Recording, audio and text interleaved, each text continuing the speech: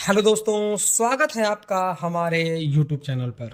दोस्तों, बहुत सारे साइडों पर आपने देखा होगा कि कोई सफेद ईट यूज कर रहा है, कोई रेड ब्रिक यूज कर रहा है, तो कोई फ्लाई ऐश ब्रिक जो है ईटा यूज कर रहा है। तो आपके भी मन में आता होगा कि कौन सी ईट बेहतर है, क्या मुझे अपने कंस्ट्रक्शन में रेड ब्रिक यूज करनी चाहिए या फ्लाई ऐश ब्रिक यूज करनी चाहिए या फिर AAC ब्लॉक या डबल AC ब्लॉक जो है यूज करनी चाहिए।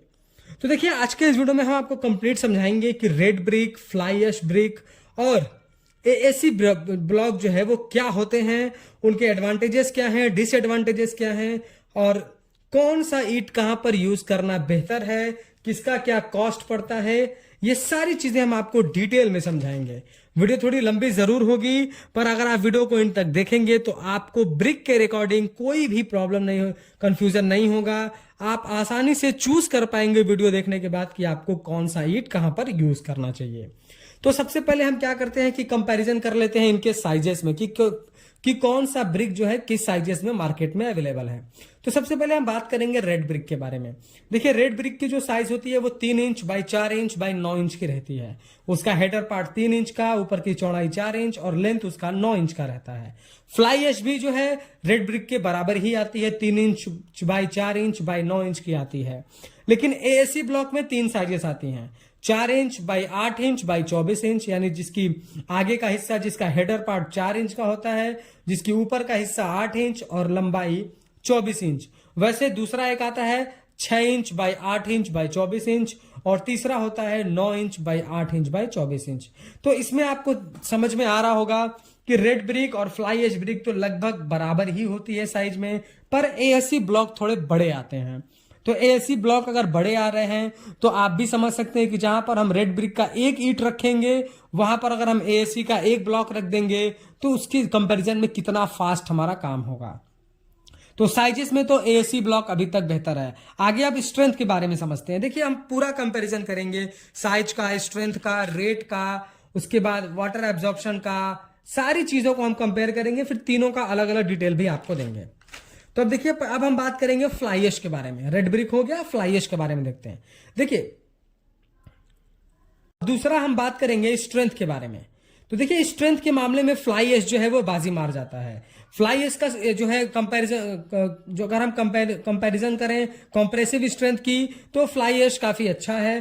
फ्लाई ऐश जो है 70 से 140 केजी पर सेमी स्क्वायर जो है वो कवर अप कर सकता है, पर सेंटीमीटर स्क्वायर कवर अप कर सकता है एज पर IS कोड। वहीं पर जो हमारा रेड ब्रिक है वो 35 से 100 केजी पर सेंटीमीटर स्क्वायर का जो है लोड ले सकता है। वो ये डिपेंड करता है ब्रिक क्वालिटी के ऊपर। और जो हमारा डबल AC ब्लॉक है वो 30 से 40 केजी पर सेंटीमीटर स्क्वायर का ही जो है लोड कवर कर सकता है।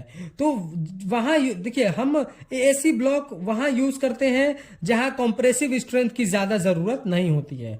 पर अगर हमें अगर स्ट्रेंथ में कंपैरिजन करना हो तो यहाँ पर फ्लाई ऐश काफी अच्छा है। पर ये सुनकर कि कंप्रेसिव स्ट्रेंथ अच्छा नहीं है AAC ब्लॉक का, आपको अभी मन नहीं बना लेना है कि मुझे AAC ब्लॉक यूज नहीं करना है। आप वीडियो को थोड़ा और आगे तक जरूर देखिए। अब हम तीसरा कंपैरिजन करेंगे रेट का, रेट यानी कॉस्ट का। हमारा जो रेड ब्रिक है वो 6 से 8 रुपए पर ब्रिक के ऊपर पड़ता है। फ्लाई ऐश 7 से 9 रुपए पर ब्रिक के ऊपर पड़ जाता है। और डबल AC ब्लॉक हमारा 50 से 60 रुपए पर ब्रिक के हिसाब से पड़ जाता है। तो यहां पर हमारा AAC ब्लॉक थोड़ा महंगा पड़ता है, पर साइजेस में भी तो इनका वो ट्रिपल और 4 गुना भी रहता है। तो अब अगला हम कंपैरिजन करेंगे वाटर एब्जॉर्प्शन का, यानी कि कौन कितना पानी एब्जॉर्ब कर सकता है। जो जितना ज्यादा पानी एब्जॉर्ब कर रहा है उसको आप उतना ही अच्छा ना समझिए।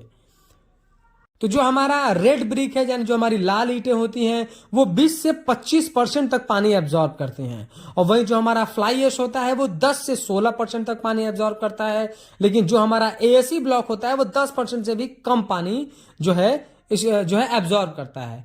तो यहां पर क्या है, AAC सबसे कम पानी एब्जॉर्ब कर रहा है। अब देखिए, पहले से अभी तक क्या है कि हमने सिर्फ रेड ब्रिक ही यूज किया है, क्योंकि इसकी अवेलेबिलिटी ज्यादा है, कंप्रेसिव स्ट्रेंथ अच्छा है। तो आपने ज्यादा यही सुना होगा कि हमने रेड ब्रिक इसीलिए यूज करा। पर रेड ब्रिक के बारे में हम आपको कुछ और भी अच्छी चीजें, एडवांटेजेस और डिसएडवांटेजेस बताते हैं। सबसे पहले तो रेड ब्रिक अगर आप अपने घर में यूज कर रहे हैं तो आप पहले दीवार बनाएं या कॉलम, कोई फर्क नहीं पड़ता। वो कुछ क्रैक्स वगैरह नॉर्मली जो आते हैं उनकी बात हम नहीं करेंगे अभी। जैसे मान लीजिए कि अगर आप रेड ब्रिक यूज कर रहे हैं तो पहले आप ब्रिक वर्क कर लेंगे, फिर कॉलम की कास्टिंग करेंगे, तो हमारा ब्रिक भी इतना मजबूत होता है कि उसमें क्रैक्स नहीं आने देता है, वो भी कुछ लोड को बियर कर लेता है। दूसरा, अगर आप लोड बेरिंग स्ट्रक्चर बनवा रहे हैं तो वहां पर आपको सिर्फ रेड ब्रिक ही रिकमेंड करा जाता है कि रेड ब्रिक काफी, एक तो अवेलेबिलिटी अच्छी है, कॉम्प्रेसिव स्ट्रेंथ अच्छा है। तो क्या कहते हैं लोग कि जब भी लोड बेरिंग घर बना रहे हैं जिसमें बीम कॉलम है ही नहीं, तो वहां पर आपको रेड ब्रिक यूज करनी चाहिए। पर इसके भी कुछ लिमिटेशन है, इसकी भी कुछ कमियां हैं। कमियां ये हैं कि इसमें वेस्टेज ज्यादा जाता है। एएससी ब्लॉक और फ्लाई एश से अगर कंपैरिजन करें तो सबसे ज्यादा वेस्टेज जो है हमारा रेड ब्रिक में जाता है, 8 से 10% तक वेस्टेज होता है। दूसरा, इसका वेट इतना ज्यादा होता है कि पूरी बिल्डिंग का लोड जो है, डेड लोड जो है बढ़ जाता है। दूसरा, नंबर ऑफ जॉइंट ज्यादा आते हैं, यानी ईंट की जब साइजेस छोटी होंगी और दीवार आप लंबी करेंगे तो नंबर ऑफ जॉइंट ज्यादा आएगा। नंबर ऑफ ज्यादा जॉइंट्स आएगा तो मोटार ज्यादा लगेगा, और मोटार ज्यादा लगेगा तो आपका मटेरियल का खर्च बढ़ जाएगा।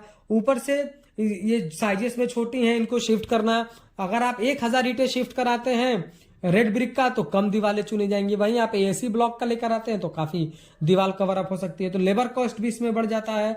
और मेनली इसको इग्नोर करने का एक वजह यह भी रहता है कि साइज और शेप जो है एक्यूरेट नहीं मिल पाता है, और साइज शेप एक्यूरेट ना होने की वजह से प्लास्टर की थिकनेस थोड़ी मोटी रखनी पड़ती है, 18 mm 20 mm तक रखनी पड़ती है, ताकि दीवार हमारा बिल्कुल लेवल में दिखाई दे।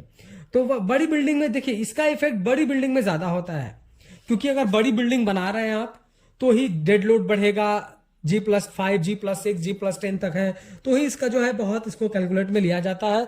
छोटी बिल्डिंग बना रहे हैं तो बहुत ज्यादा इसको कैलकुलेट नहीं किया जाता है। अगला हम बात करेंगे फ्लाई ऐश के बारे में।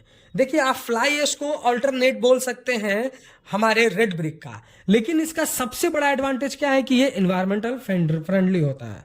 तो आप फ्लाई ऐश को लाने का मतलब ही यही था कि ये इन्वायरमेंटल फ्रेंडली होगा। दूसरा, ये रेड ब्रिक का आप इसको अल्टरनेट इसलिए मान सकते हैं क्योंकि ये लगभग उसी के बराबर लोड भी बेयर करता है और लगभग उसी रेट में भी आता है। लेकिन ये रेड ब्रिक से अच्छा है क्योंकि इसमें वेस्टेज कम है, इसका कंप्रेसिव स्ट्रेंथ थोड़ा ज्यादा है, और सबसे बड़ी बात, इसका शेप एंड साइज आपको एक्यूरेट मिल जाता है, जिसकी वजह से आपको प्लास्टर की थिकनेस कम रखनी पड़ती है, जिसकी वजह से क्या होता है कि आपका जो है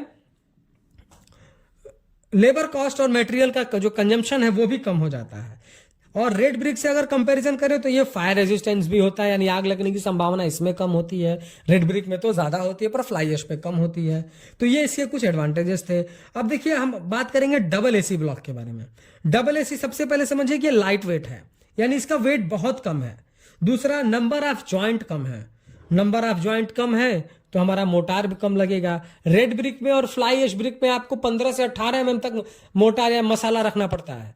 फ्लाई ऐश में आप 15 mm 12 mm तक 8 mm तक भी रखते हैं तो आपका काम चल जाता है, क्योंकि वो ऑलरेडी सीमेंटेड है और ये पहले से सीमेंटेड का बना हुआ है। इसका वाटर एब्जॉर्प्शन परसेंटेज भी बहुत कम है, जो मैंने बताया 10 से भी कम है। अब देखिए, लाइट वेट है तो बिल्डिंग का डेड लोड कम हो जाएगा। तो ज्यादातर फ्लाई ऐश, जो ज्यादातर एएससी ब्लॉक आपको बड़े बिल्डिंग में ही देखने को मिलते हैं, जो हमारे फ्रेमिंग स्ट्रक्चर होते हैं, जिनका लोड बीम कॉलम पे ही आना होता है, दीवार का काम सिर्फ पार्टीशन करना होता है, तो वहां पर हम एएससी ब्लॉक यूज करते हैं। फायर रेजिस्टेंस भी है, जो है नंबर ऑफ जॉइंटेस कम आएंगी, बहुत जल्दी काम कवर अप हो जाता है, और एएससी कॉस्ट में इफेक्टिव है क्योंकि ये एक ब्लॉक जितने का आ रहा है उतने का, अगर आप फ्लाई ऐश ब्रिक लेंगे तो आप कंपैरिजन करेंगे तो उसका रेट ज्यादा हो जाता है, या फिर रेड ब्रिक से कंपैरिजन करेंगे तो मोटार भी कम लगता है, फायर रेजिस्टेंस भी मैंने आपको बताया, कॉस्ट कम होता है। इसके ऊपर कुछ लिमिटेशन है, डिसएडवांटेजेस हैं। इसका डिसएडवांटेजेस क्या है कि दीवार में आपको कंक्रीट बैंड देना पड़ेगा। अगर आप बड़ी दीवार, लंबी दीवार बना रहे हैं तो आपको कुछ 8 फुट तक 10 फीट तक, मान लीजिए आपको 10 फीट तक दीवार करनी है तो 6 फीट तक दीवार चलाने के बाद फिर आपको एक कंक्रीट बैंड देना पड़ेगा, फिर दीवार चलानी पड़ेगी। दूसरा, आप इसको लोड बेरिंग स्ट्रक्चर में यूज नहीं कर सकते क्योंकि इसका कंप्रेसिव स्ट्रेंथ सबसे कम होता है। तो ये इसके कुछ डिसएडवांटेजेस हैं। तो मैंने इन तीनों के बारे में अच्छे से डिटेल से आपको बता दिया। अब आप समझ लीजिए कि आपको कौन सा यूज करना है, क्योंकि मैंने अच्छी तरीके से तीनों को एक्सप्लेन कर दिया है। तो आप अपने जरूरत के अनुसार यूज करें। अगर कोई कंफ्यूजन हो तो हमें कमेंट बॉक्स में पूछें, हम पूरी कोशिश करेंगे किसी नेक्स्ट वीडियो में उसको अच्छे से एक्सप्लेन करने की। वीडियो पसंद आया हो तो प्लीज वीडियो को लाइक कर दें, और अगर चैनल पर नए हैं, कंस्ट्रक्शन से रिलेटेड ऐसे ही इंफॉर्मेटिव वीडियोज इन फ्यूचर देखना चाहते हैं तो प्लीज चैनल को सब्सक्राइब करके बेल नोटिफिकेशन को ऑल पर प्रेस कर दें।